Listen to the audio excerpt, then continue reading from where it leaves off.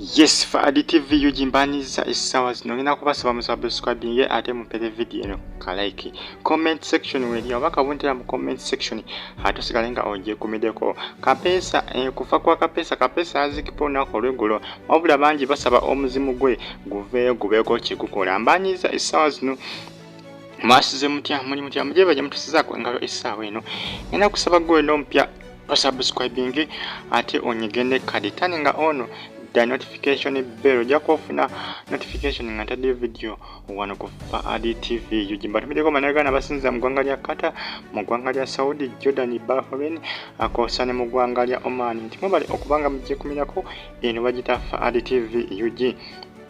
Kapeesa onako olweggulo yazikibwa side zawali essonde yazikibwa onako olweggulo naye nga jjukira musajja mukulu ono okufa kwe bamutomera butomezi ku kapiki wali e Saudi Arabia ku mazzi bali banyumirwamu wali ku beach e Saudi Arabia nga bavuga buno piki obw'oku mazzi wabula mukwano gwe yamutomera mutomero kakana Kapeesa nga wapye kikyamuviirako okulabika nga afa. Abantu bangi bavudde nga boogera kuki ku nsonga kufa kwa Kapeesa. Bangi bagamba nti omuzimu gwe wandibadde gulumba omuntu oyo gwe bagamba nti yamuviirako kubanga afa otamuleka kuyinaayina bw'atyo omuzimu gwandibadde gumwikulya. Ojjukira maama yagamba nti omuntu eyatomera Kapeesa namuviirako kubanga afa yamukubira essimu nga yeetonda era maama yagamba yamusonyiwa naye abantu abasinga bagamba nedda teyeetaaga kubanga asonyiibwa ayinza okubagamba nti yamukonda kigendere naye nga yamukoona intentionally nga yamukoona akigenderedde.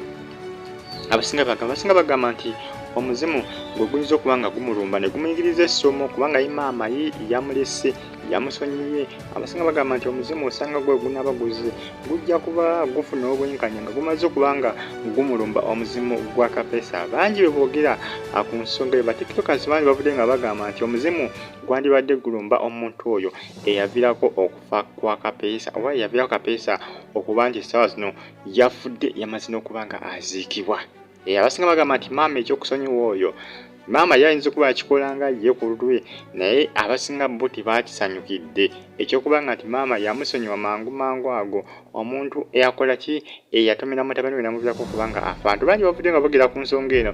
Abasinga bagamba nti maama kyeyakoze kirungi, abasinga bagamba nedda si kituufu. Maama kyeyakoze omuzimu gwandibadde gudda nekola ki negulumba omuntu ayinza okuba yamuta kigenderedde munne. Bantu bangi balina efuutwa ku bannaabwe ng'ayinza okuba alaba nti munne amusinga bingi n'asalawo kubanga amutta ng'akigenderedde. Ng'era abasinga bagamba nti osanga yagenda okumutomera ku kapiki Kapeesa kwe yali nga yali akipulaninze ng'akimanyi nti bw'anaaba mukoonyi n'agwa ajja kufa. Gwewedde abadde akiteekateeka dda oyo eyakola ki eyatomera Kapeesa ng'ateekateeka nti ajja kwefuula nga ate akigenderedde. Abasinga we bagamba naye nga ye Kapeesa bambi yaziikibwa era kyowa kyali kyakuza omusajja yafudde naye nga abasinga bagamba omuzimu gwandibadde gukomawo ne gumukolako oyo ne gubaako kye gumukola ne gumubonerezaamuko oyo yaviirako Kapeesa okubanga afa.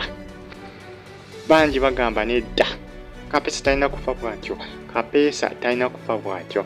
Omuzimu gwandibadde gukomawo ne guwoolera eggwanga ne guwoolera eri okufa kwagwo ne guwoolera okufa kwa Kapeesa. Omuzimu gwa Kapeesa gwandibadde gukomawo ne gukola ki ne gukola okuwoolera. Musubscribing bagita ADTV UG likinga atusigala nga ogyekumiddeko. Mbagala nnyo mwena banagana ba followinga abasinziza mu ggwanga lya India kw'osinga mu ggwanga lya Canada mwena.